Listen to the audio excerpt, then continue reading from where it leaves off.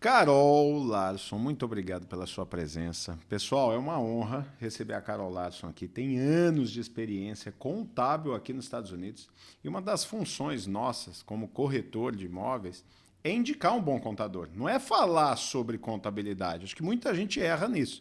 O corretor quer explicar a parte tributária, planejar com o cliente essa parte e está errado. Na minha opinião, está errado. O bom corretor tem que ter boas referências com bons contadores e eles que vão resolver essa situação.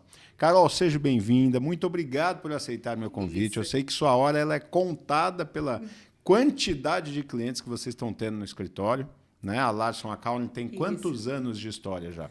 Conta um pouquinho para a gente. Primeiro, Guilherme, obrigado você pelo convite. É sempre uma honra estar com você e estar servindo os seus clientes, como eu disse. Obrigado. Uma breve história da Larson Accounting. Eu iniciei as atividades há quase 20 anos, tá? Eu vim para os Estados Unidos, assim, sem muito direcionamento quando eu cheguei em 99.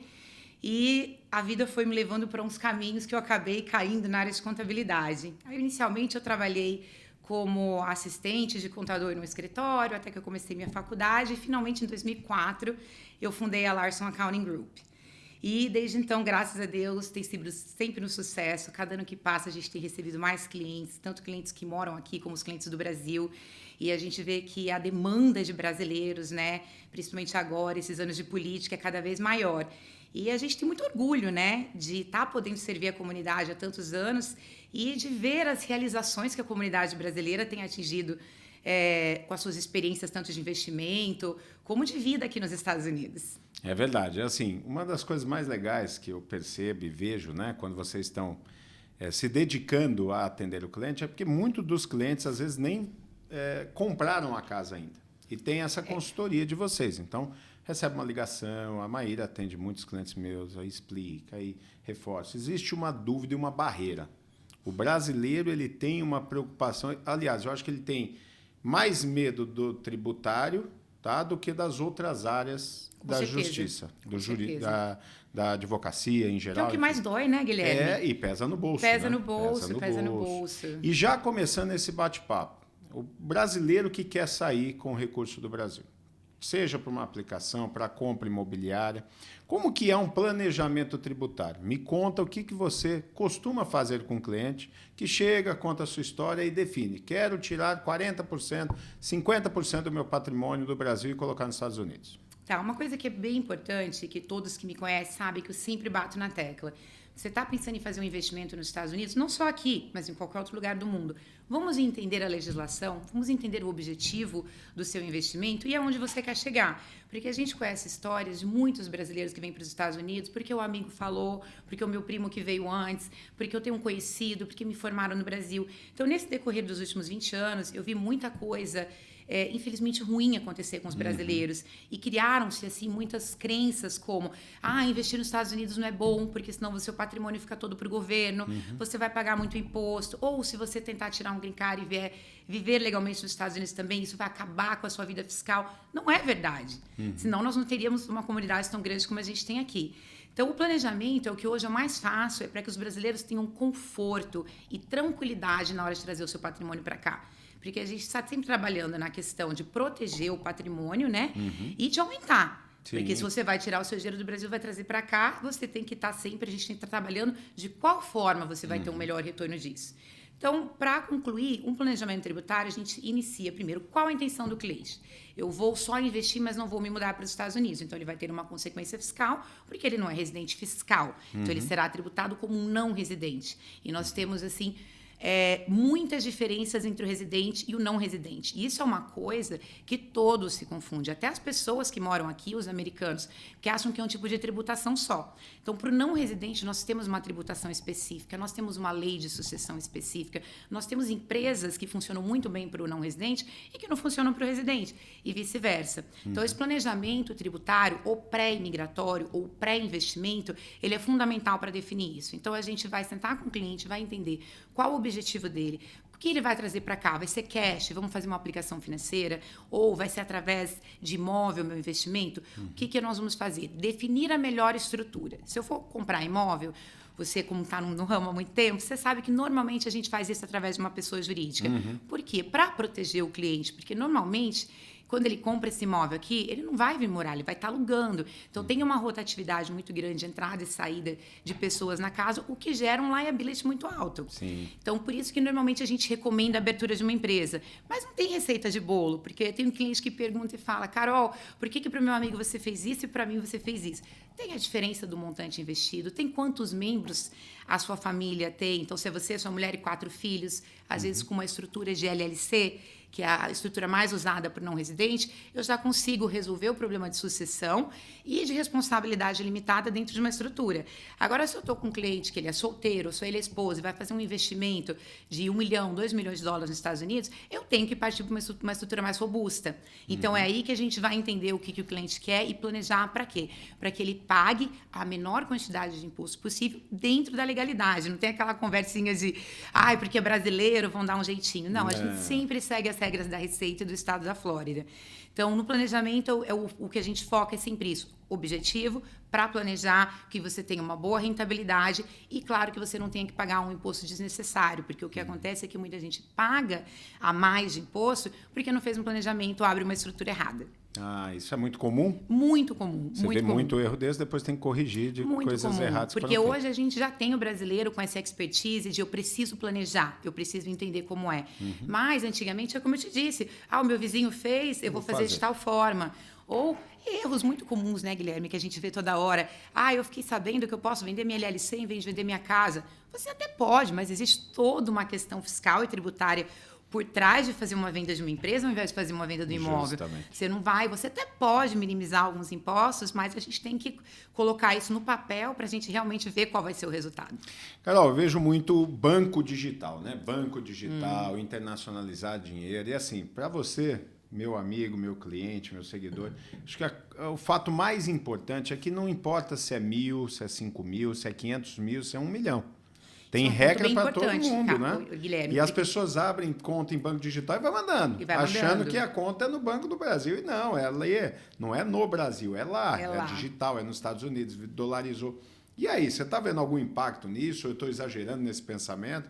Porque eu estou cheirando algum problema nisso num futuro próximo se ele não tem um contador. Se ele não começa a buscar informação contábil, daqui a pouco ele está com 100, 200 mil dólares, mandou para um banco digital, e aí, como que faz? Então, essa tecnologia que tem nos ajudado bastante, inclusive, né? A questão de banco digital, muita gente envolvida com cryptocurrency, sem entender que são as moedas digitais, sem entender como funciona a tributação e como funciona contabilmente o efeito de você ter uma moeda, acaba fazendo isso. Eu tenho vários clientes que falam, não, agora está simples, eu abri uma conta no banco X digital e eu estou mandando todo o meu dinheiro para cá. De qual forma? Você entendeu como funciona a parte legal de você fazer remessa de dinheiro de um país para outro, mesmo que através de um banco digital? Pior, tem muita gente que usa o banco digital só para o dinheiro chegar aqui, porque é mais fácil, então o banco digital está em qualquer lugar.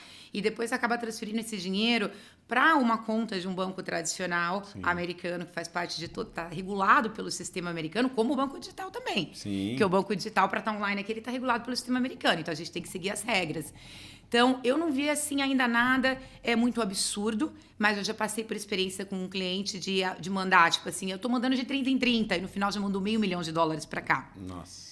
E isso não só a questão... Sem fazer um planejamento. Sem fazer um planejamento. E não é só a questão de fazer a remessa do dinheiro, mas a questão no Brasil também. Porque com o banco digital, a questão de origem, ela fica muito mais vaga. Porque para você fazer uma remessa num banco, você tem que ter uma origem, apresentar uma declaração, até mesmo através de empresas que a gente usa para fazer remessa. Tem que ter uma origem. Dessa forma, para comprar um imóvel e mandar o dinheiro, você precisa mostrar o contrato, registrar no Banco Central, mandar via corretor ou banco, para chegar e não atrapalhar o financiamento. Exatamente. Então, muito cliente que eu pego, às vezes, no início, fala, não, Guilherme, eu já vou mandar dinheiro. Não, não é assim. Calma, a gente precisa rastrear. Isso vai te dar um juros muito maior, vai te prejudicar na parte contábil.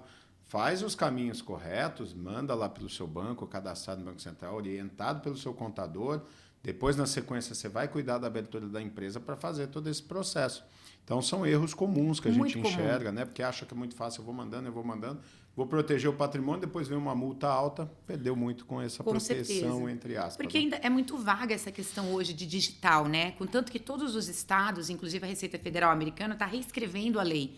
Porque o digital está em qualquer lugar. Sim. Então, a gente até tem uma lei nova que entrou em vigor em 2018 aqui, que é em relação a bens intangíveis, que são coisas que você não pode tocar e que grandes empresas multinacionais tiraram dos Estados Unidos, porque é muito fácil de mover um bem intangível, e colocaram em paraísos fiscais. Então, hoje, os Estados Unidos, nós temos um sistema de tributação que ele é global, não territorial. Então, independente de onde está o seu investimento, o seu patrimônio, você sendo residente fiscal ou uma empresa residente fiscal, você tem a obrigação de declarar global tudo que você tem de receita. Para onde estiver o dinheiro. Não importa onde está, mas eu estou num paraíso fiscal que meu amigo falou ou que o contador tal criou essa estrutura para mim. Você tendo residência, ou a sua empresa, o que muita gente confunde. Eu não sou residente, mas a sua empresa é aqui. Ela está dentro das regras do sistema americano, de acordo com a Receita, o qual você tem que declarar a sua renda global. Então, dentro do planejamento hoje, inclusive antes de eu vir para cá, eu estava atendendo um cliente que ele, vamos buscar um país onde eu posso levar uma parte da minha empresa, porque eu trabalho com X produto, que é muito fácil tudo, né? de mover. Então, eu vou deixar uma empresa aqui nos Estados Unidos, aí você vai achar um país para eu abrir uma empresa. Eu falo, eu posso achar qualquer país, mas na sua situação de residente, qualquer lugar que você está, no final você vai ter que pagar alguma coisa aqui também. Entendi. Então, está cada vez mais difícil a gente conseguir fazer estratégias, vamos dizer assim, usando empresas fora dos Estados Unidos devido à tributação global. E isso é um erro que muita gente cometendo ainda, e pior, muita gente sabendo da obrigação de ter que declarar aqui a receita global e fingindo que não sabe. Depois isso acaba Ano que vem eu penso nisso, mas eu não estava me preparado. E as penalidades são muito altas, Guilherme. Severas. As penalidades são severas, porque agora com essa questão de globalização, eles querem pegar tudo, né? Porque senão uma hora eu estou com o meu dinheiro aqui nos Estados Unidos, na mesma hora, através de uma cryptocurrency, eu faço uma troca que é muito simples, ou de um banco digital, sumiu o dinheiro. Mas existe um órgão que para a gente dar satisfação, que é a Receita, né? Carol, agora uma coisa que é muito comum, a confusão entre offshore e LLC. Né? Aliás, eu acho até curioso, tem cliente que fala LLC alto para mim, mas vai falar offshore. É uma offshore. Não precisa ter medo, pode falar. Offshore é um tipo de operação legal, não tem nada de errado nisso. Hoje né? em dia, mais ainda. LLC também é uma operação legal. Então, a gente tem que desmistificar isso. Qual que é a diferença? Como que você enquadra o cliente para offshore? Ou, resumidamente, lógico, não dá para você detalhar, porque cada um tem a sua característica, mas a offshore tem a LLC, ele vai ter só a LLC, ou ele necessariamente dentro desse impacto de comprar imóvel, deixar dinheiro no banco, investir numa corretora, ele tem que ter esse processo. Como que você vê tudo isso? Vamos primeiro começar falando sobre o que você mencionou de offshore. Às vezes eu converso com um cliente e falo, vamos fazer uma offshore, a pessoa já abre um olho e fala, pelo amor de Deus, Carol, o que você está me falando? Você quer me fazer um offshore? Então, é um mito, né? Principalmente que o brasileiro tem, porque a offshore foi muito usada no Brasil para coisas ilegais. Então, para dinheiro que não tinha origem, para fazer remessas, para aquisição de bens que não podiam aparecer e etc. Mas nada mais é do que a palavra offshore, Guilherme, é fora do local onde você é residente. Então, para o não residente, tanto uma LLC, que é uma empresa americana, como, vamos dizer, uma offshore nas Ilhas Britânicas, Bahamas, Panamá, Dubai, agora que está sendo muito buscado, é offshore. Você é brasileiro, tem residência no Brasil, qualquer país que você abrir uma empresa, você está abrindo uma offshore. Então, esse é o primeiro ponto. E hoje em dia a offshore, ela tem uma questão de transparência para nós residentes. Então, como eu disse, não adianta você querer ter uma offshore para esconder coisa, porque não esconde mais. Você é obrigado a declarar tudo aquilo que você tem. Ou através do FATCA, que é aquela questão do Foreign Account Tax Compliance, que tudo que você tem fora do país, como a DCBE no Brasil, uma comparação fácil de fazer, você tem que declarar. Sim. Mas para responder a sua pergunta sobre LLC e offshore, uma LLC é a estrutura que normalmente a gente usa para aquisição de imóvel, né? Para a compra do imóvel, ela é fácil de gestão, tem flexibilidade na questão da locação, na questão dos impostos também. Só qual é o grande problema? Até alguns anos atrás, posso dizer assim, uns 10 anos atrás, a LLC, os interesses, porque ela não tem ação, não é igual uma corporação que você tem um stock certificate. Você tem interesses dentro de uma LLC, o que é considerado um bem intangível. Então, para a sucessão, o bem intangível não entrava. Era só cash, propriedade, etc. e etc. O governo percebeu que lá, meados de... Quando teve a crise aqui também, todo mundo abrindo Family LLC. Family LLC, Family LLC, Family LLC. Para quê? Para minimizar o impacto da sucessão. Aí foram passando os anos, o governo falou, não, peraí, LLC, as ações dela são bens também, situados no território americano, e estão suscetíveis a imposto de cessão. Então, por que eu estou falando tanto do imposto de cessão? Porque para os nossos clientes não residentes, o imposto de cessão ele começa a ser aplicado a partir de $60 mil. Então, de que forma? Se um cliente seu vem e compra uma casa de $500 mil e eu coloco somente no nome de uma LLC, quer dizer que não é o capital social da empresa, o que ele aportou ali, que vai ser levado em consideração no momento do falecimento e por devido cálculo do imposto, mas sim o valor do patrimônio da empresa no valor de mercado. Então, resumindo, se eu tenho um imóvel de $500 mil e coloco dentro de uma LLC, que eu tenho 2 membros, cada indivíduo tem 60 mil de isenção quando vier a falecer e a partir daí já tem que pagar imposto de cessão. Ou seja, ele vai ter 190 mil, pelo menos em cada cota, ou isento se for os 60. Exatamente, né? Você já fez a conta menos os 60. E o restante vai ter que passar pelo processo e a alíquota do imposto de cessão é 40%. Então, sobre os 190, ele vai pagar 40%. 40%. Então o ideal é compor uma LLC de forma que proteja, ou na genealogia da vida normal, né, você dê mais cotas ou parte da cota para os filhos. Seria o ideal ou isso não é permitido? Quando é permitido. No momento da abertura, a gente não tem imposto de doação, nada. Então, um pai de família abre uma empresa e coloca os filhos. Se forem menores, obviamente, não pode entrar como gestor, mas ele já distribui as cotas. Qualquer idade entra, qualquer filho. Para proteção, sim. Tá? Há alguns problemas com financiamento, a gente sabe, tem financiamento que não aceita LLC com filho menor. Algumas coisas nesse ponto eu tenho experiência, já presenciei. Mas para abertura, legalmente, eu tenho uma casa quitada. Posso colocar filhos menores ali, com 12, um com 14, um com 8, não vai ter problema. Sabe qual que é o problema, Guilherme? A lei da Flórida é um estado que permite menor dentro das empresas. O grande problema é de como a pessoa elabora o contrato social. Então, a maioria dos contratos sociais são elaborados errado. Então, colocam uma criança como um gestor, ou, por exemplo, como um member manager de uma empresa. Acabou, não consegue financiamento, não abre conta em banco e não faz nada. E o pior, uma vez que você cede um bem para um menor, para você tomar, vamos dizer, pegar esse bem de volta, você precisa nomear uma pessoa que vai ser responsável para cuidar do interesse dos seus filhos. Então, eu tive casos de clientes que chegaram assim, não, já resolvi meu problema. Peguei o DID da minha casa, fiz um quitclaim deed, coloquei no meu nome, da minha esposa e dos meus 2 filhos menores. Não vende, porque não tem como assinar. Os menores teriam que assinar e não pode. Então, dentro de uma LLC, o menor pode participar, mas a gente tem que deixar bem claro no contrato, tem um contrato específico de sucessão, que o menor ele só está participando como um membro, ele não tem poder de gestão nenhum, ele não tem como decidir, ele não tem como assinar, não tem como fazer nada. Isso fica bem claro dentro do social. E voltando na história que você ia dar continuidade da LLC, a LLC dá para usar somente ela, no caso, se a pessoa vai comprar um imóvel de $200 mil e eu tenho 4 sócios dentro da empresa. Então, vamos dizer, 60 mil de cada um, eu tenho 240, tá ok. Mas qual o problema? O imposto de cessão é calculado no valor de mercado do imóvel no dia do falecimento. Se eu vier a falecer hoje, eu comprei meu imóvel por 1 milhão e hoje ele vale 3, é sobre os 3 milhões, não é sobre o valor de compra. Então, fica muito arriscado, porque você não vai ficar acompanhando toda hora o quanto está valendo o seu imóvel. E qual a melhor trajetória para proteger ele de pagar o menos imposto de cessão? Menor. O nosso objetivo é sempre esse, por isso que a gente usa offshore. Então, quem não está sujeito ao imposto de cessão nos Estados Unidos? Somente as empresas estrangeiras. Qualquer pessoa física, residente ou não residente, está sujeita. As pessoas jurídicas não residentes, empresas no Brasil, uma empresa do Brasil ser dona do imóvel aqui, uma empresa nas Ilhas Britânicas ser dona do imóvel aqui, acabou a sucessão. Só que isso a gente sabe que tem um problema de administração depois. Se eu pego uma empresa estrangeira para ser dona de um imóvel, eu não consigo locar, eu tenho vários problemas. Então, qual é a estrutura? Você abre uma LLC. O sócio dessa LLC, vamos dizer assim, o dono dessa LLC, é a maioria uma offshore. Então, 99% para offshore e a gente dá 1%, às vezes menos, para o gestor. Para ela ser uma partnership, para ter o benefício fiscal de realmente ser uma LLC e uma partnership, mas eu elimino completamente a sucessão. Eu elimino a sucessão e eu elimino o FERP. Eu elimino as duas coisas de uma vez só. Sim. Então, o caminho para eliminar a sucessão e você ficar, vamos dizer assim, tranquilo, morrer tranquilo e investir nos Estados Unidos é através da estrutura LLC offshore. Porque aí você não está sujeito ao imposto de cessão. E me fala uma coisa, tem muita confusão. Tem gente que vem e não quer abrir as duas porque acha caro a manutenção, também não quer pagar. Mas é uma forma de proteger. Não tem outro caminho. Tá? Falando nesse sentido de compra de casa, as taxas, impostos, tudo isso. Tá? Você tem ali algumas taxas que não são apresentadas ao comprador na hora que ele fecha o negócio.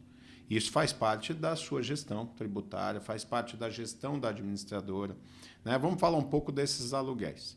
Então, corre o aluguel, ele recebe, parte disso vira despesa, parte vira receita, é creditado numa conta corrente da LLC dele. Isso tudo vira um caixa no final do ano para fazer o balanço e fechar o imposto de renda dele. Perfeito. Existem algumas questões que hoje aparecem no mercado por algum erro. No meu ponto de vista, alguns deles ocasionados por falta de informação da administradora que vendeu a diária, que é o sales tax. Tá? E o sales tax e o tourist tax. E me conta um pouquinho. O tourist tax ainda é pior do que o sales tax. Conta pra gente o que é e como isso acontece e a melhor forma dele se proteger. Ok. O sales tax, basicamente, ele é um imposto que é cobrado sobre o valor da locação de curto termo. Então, casa de férias. Tá? Então, esse é um imposto que é uma taxa aplicada sobre o valor integral que você recebe de aluguel.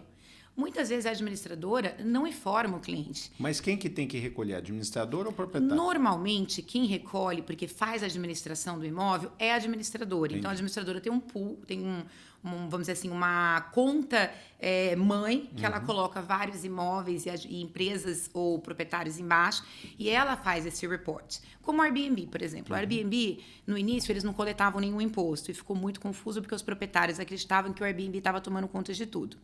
Hoje, o Airbnb, ele coleta, na maioria das vezes, state tax, e para alguns casos e condados, o tourist tax também. Só que é muito difícil a pessoa identificar isso na conta. Então, quando o cliente chega para procurar uma solução, é porque ele já foi notificado pelo Estado que ele está delinquente com o tourist tax, por exemplo, 8 meses, 12 meses, 1 ano, e isso já tem que ser declarado já com um absurdo de penalidades e juros sobre isso. Nossa. Então, a administradora normalmente faz isso para o cliente, porque ela que tem a gestão, quanto entrou de aluguel, para que órgão eu vou pagar, e muitas vezes a pessoa nem sabe como fazer isso. Mas a administradora tem que deixar claro para o cliente, olha, eu faço o seu gerenciamento e não vou fazer isso, procure alguém para fazer. E tem casos que isso não acontece. Então, é importante a pessoa, quando adquire o imóvel, ter o conhecimento disso. Quais são as minhas obrigações? O que eu vou fazer depois que eu começar a alugar meu imóvel? Então, basicamente, ter certeza que seu sales tax está sendo cobrado e pago para os estados, porque também às vezes acontece que ele é coletado e ele não é pago. Então, esse dinheiro volta para o proprietário do imóvel e fala, bom, nós coletamos, já fizemos o papel de ET, só que agora você tem que pagar para o órgão certo. Eles cobram da pessoa que ficou na casa.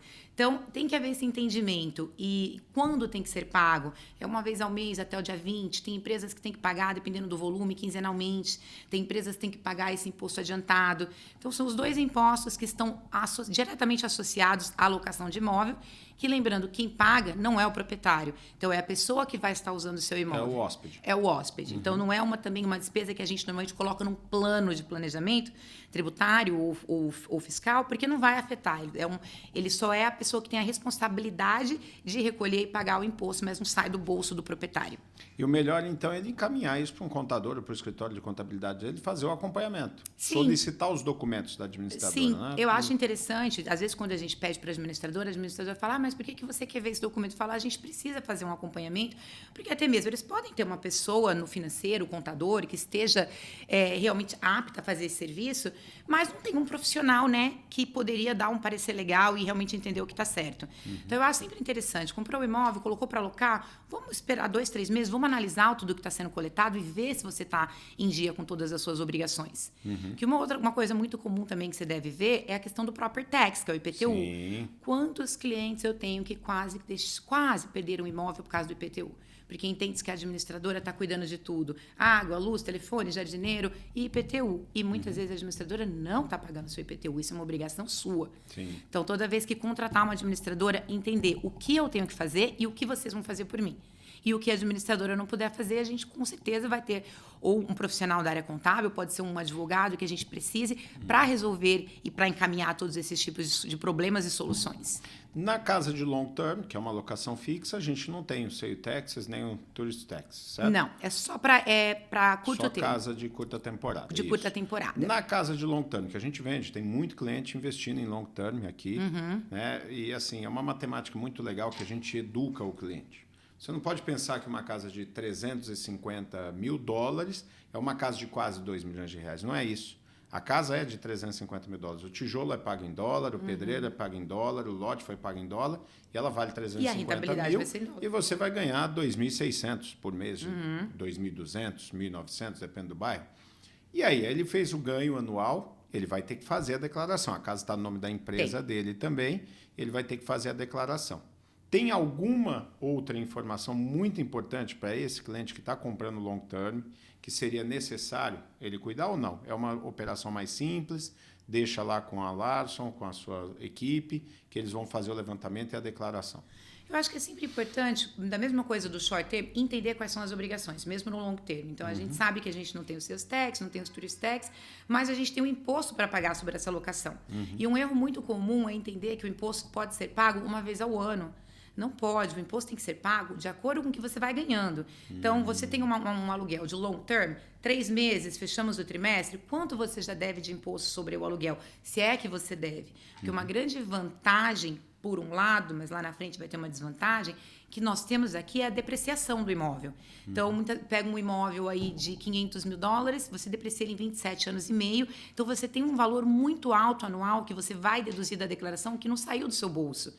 Então, você vai deduzir o que você gastou com a manutenção do imóvel, você vai deduzir o IPTU, você vai deduzir o condomínio que você paga, você vai deduzir as taxas com o contador, taxas com o advogado, tudo relacionado, os juros do financiamento, tudo relacionado à geração de renda que esse imóvel vai lhe trazer é dedutível. Então as pessoas falam o que é e o que não é. A regra da Receita ela é bem direta, ela fala tudo aquilo que foi ordinário e necessário para que você tenha recebido essa receita. Então, por isso que não tem como generalizar, o que muita gente fala, por que meu amigo pode deduzir um passeio de barco que ele fez com o cliente? Então, imagina eu como contadora, como que eu vou colocar no meu imposto que levar um cliente para fazer um passeio de barco é uma coisa que me fez gerar a minha receita? Não tem como. Então, dentro de cada atividade, a gente define quais são as despesas que são ordinárias e necessárias e tudo isso entra como dedutível. O de longo termo, que eu vejo muitas vezes, às vezes, os clientes perderem, é não saberem tudo que é dedutível. Então, o cara fala, e principalmente o brasileiro, que está acostumado aqui no Brasil, é tudo lucro presumido, simples, não tem lucro real. Aqui é tudo lucro real. Então, é fundamental ter a sua contabilidade organizada para que você use todas as despesas que você tem direito e não pague imposto a mais sobre a despesa que você gerou. Sim. Então, ambos têm uma necessidade, um acompanhamento, para a gente conseguir entender se está sendo tudo usado. Carol, toda essa assistência que é oferecida ao cliente, né? Falando um pouquinho das dicas, dos cuidados, não só para o cliente que vai comprar a casa, mas para o cliente que está mandando dinheiro. O que você diria a ele nesse momento? Assim, ele está lá, ele está preocupado com alguma situação que possa acontecer no Brasil, ele quer dolarizar, ele quer proteger patrimônio, quer ter renda em dólar. Quais os primeiros cuidados? Acho que o primeiro e mais importante é que as pessoas tenham o hábito de acreditar que elas podem mandar dinheiro do Brasil para cá ou vice-versa através de favores com amigos. Então, a gente sabe que é muito comum. Meu amigo me depositou aqui, eu vou depositar para ele ali. Cuidado, não é bem assim. Nós temos uma lei bancária tanto no Brasil como aqui. O dinheiro não pode cruzar a fronteira da forma que você quer, mas sim da maneira correta que ele tem que chegar até aqui. Esse é o ponto número 1. E você sabe que eu estou falando isso também por causa da compra de um imóvel. Sim. Cadê a origem? Veio da onde? Como que eu vou provar que o amigo que depositou na minha conta é o meu dinheiro que eu passei lá? Justo. Não funciona. Então, cuidado com essas formas de remessas, de ideias milaborantes, que lá na frente pode dar errado. O segundo é buscar o que é o investimento. Então, se a compra de um imóvel, hoje a gente sabe, você trabalha numa das maiores construtoras que existe, então a gente sabe a origem, sabe quem é a construtora, a gente sabe o histórico, a gente sabe a garantia. Aí chega o cara e me aparece com ABC Corp, uma construtora que a gente que está aqui há muitos anos nunca viu no mercado, não sabe se os caras vão entregar. E você sabe o que acontece. Tem grupos novos de investidores que começaram condomínios e não deram conta de acabar e venderam esses projetos. Então, tomar muito cuidado em qual projeto você vai colocar o seu dinheiro, seja ele num mercado imobiliário ou até mesmo numa aplicação financeira. Porque com essa questão de a inflação está muito alta, hoje a gente tem investimentos que não tínhamos antes. A gente tem fundo aí dando 4,5%, 5%, coisa que não existia. Então, se te oferecerem alguma coisa muito além disso, toma cuidado. Então, pessoal, sempre tem alguma coisa. Essas ideias mirabolantes sempre estão no mercado. A gente que está aqui frequentemente, eu que olho o mercado imobiliário todos os dias, eu tenho que estudar o mercado todo dia, né? Para atender muito bem, eu tenho que estar em linha.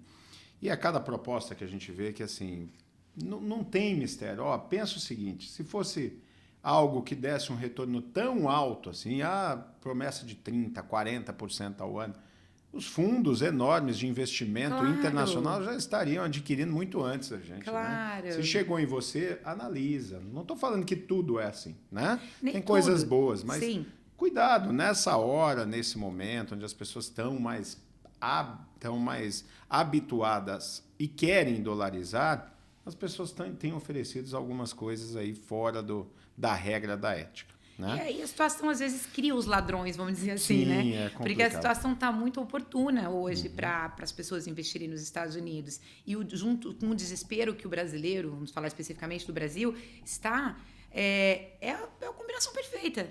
Eu estou vendo um grupo de pessoas desesperadas querendo sair do Brasil. Eu vou oferecer cenários os quais vão ser muito atraentes.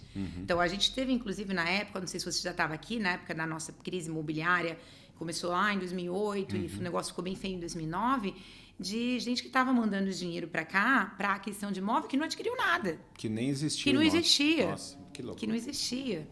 Então, o processo tem que ser feito com a máxima segurança, com referência, profissionais licenciados, com tudo que dê certo. Com construtoras com renome, né, com histórico. Não entre em aventura, porque a chance de dar errado é muito maior. E às vezes as pessoas acham, Guilherme, que consultar um profissional ou uma empresa qualificada, isso custa muito.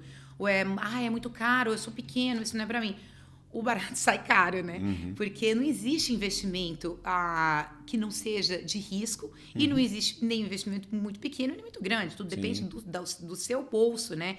Do que é importante para você. Então, às vezes você vê que um cliente está trazendo $300 mil para cá, é o que ele juntou uma vida. E o outro que está trazendo $1 milhão por ano, que para ele o risco... Então, a gente tem que medir o risco. O risco para esse cara é quase nada. Ele, não estou nem aí. Eu estou disposto a arriscar porque eu estou vendo uma probabilidade de eu ganhar mais lá na frente. Então, entender o seu cenário. O seu cenário você pode arriscar? Qual a margem de risco que você pode assumir? Porque eu sempre gosto de definir primeiro qual a margem de risco, né? Porque a gente sabe que todo negócio tem risco. Sim. Então, quão grande é o risco que você pode assumir? Agora, falando um pouquinho mais da empresa, dessa abertura de LLC, muito brasileiro confunde também, quando a gente fala em LLC, ele acha que ele está internacionalizando a empresa dele. Então, ele fala, não, eu tenho uma empresa de transporte de caminhões aqui, pode ser a LLC?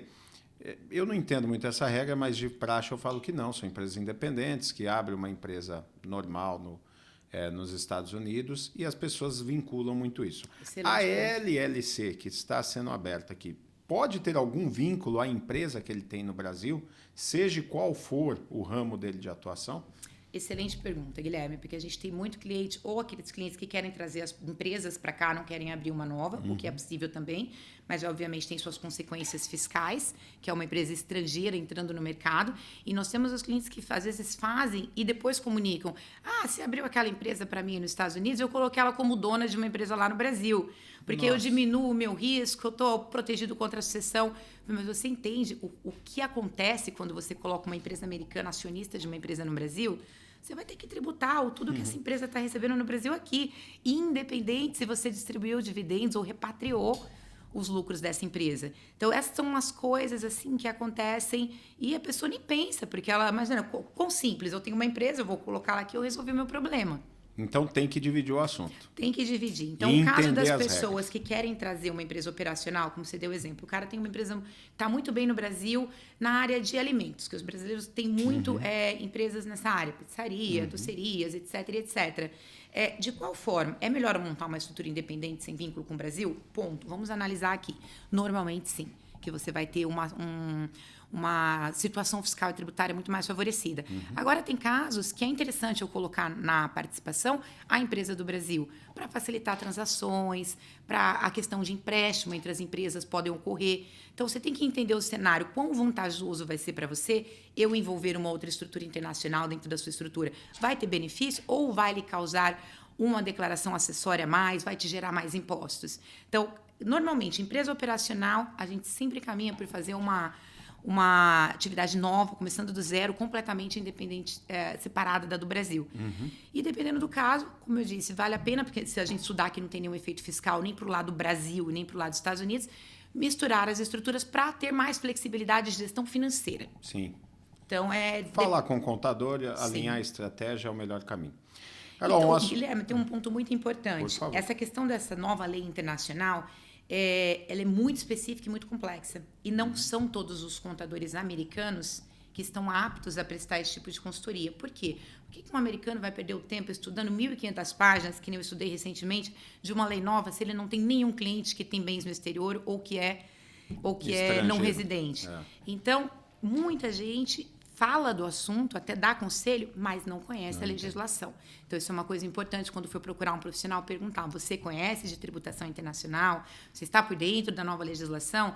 Porque não é mais como era antes. Antigamente era muito mais simples para a gente fazer a contabilidade de uma pessoa jurídica ou física que tem dupla residência, o caso dos brasileiros, que muitos não fizeram saída e são residentes aqui e lá. Isso tem um impacto imenso, você ser residente em 2 países. Olha, você entrou num ponto que eu ia lhe perguntar agora e já vou emendar nessa pergunta. Eu tenho 4 amigos que concluíram o processo de imigração. Eles já estão no processo de green card e os 4 são unânimes. O maior erro deles foi seguir o processo de imigração com advogado sem seguir com contador. Porque o advogado que está conduzindo o processo não cuida da parte contábil. Ele vai fazer os protocolos, vai fazer a ficha de imigração, mandar. E o cara está mudando a vida, está consultando o contador no Brasil, né, para ver os encerramentos das atividades, mas não está consultando o contador nos Estados Unidos. E assim, eles conseguiram a tempo manejar e não ter problema. Mas você pega muito caso do imigrante que chega sem a informação fiscal e fala: não, mas eu estou tirando meu green card, sai semana que vem. E aí? Eu tenho casos de cliente recentemente que está devolvendo o green card. Nossa. Então, uma família com um patrimônio muito grande no Brasil, com várias empresas, todas as empresas, uma holding, as outras que operam, e fez isso, feliz da vida. Olha, recebi o meu green card. Falei: você já fez algum planejamento? Para quê? O que é do Brasil ficar lá e o que é daqui aqui, né? Eu falei: não. Tudo do Brasil agora você vai ter que declarar aqui e pagar também. Não, você está brincando. A gente fez um estudo, Guilherme, o impacto para ele seria tão grande se ele realmente continuasse com o green card, que ia inviabilizar toda a operação dele no Brasil. Prejuízo financeiro alto por conta dos impostos e da obrigação dos 2 países. Prejuízo financeiro. Que é a bitributação. A bitributação.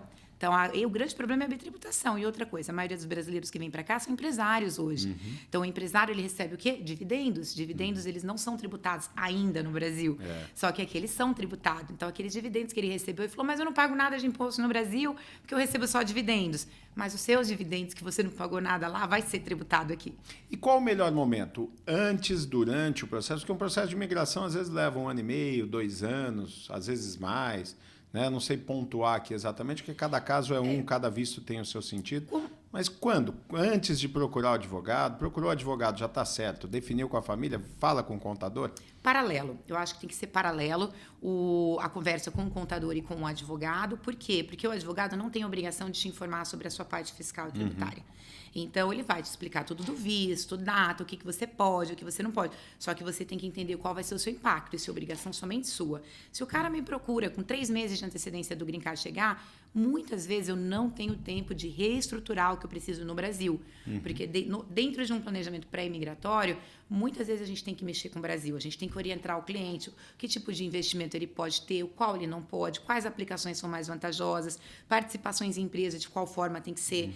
Então, o ideal é 6 meses, mas se puder com um tempo maior, excelente, porque aí não vai ficar nada para trás. Entendi. Porque uma coisa que é bem importante para as pessoas entenderem, Guilherme, do momento que chegou o green card, tudo muda. Tem eleições que eu podia fazer ontem para a pessoa sem green card que eu não posso mais fazer hoje.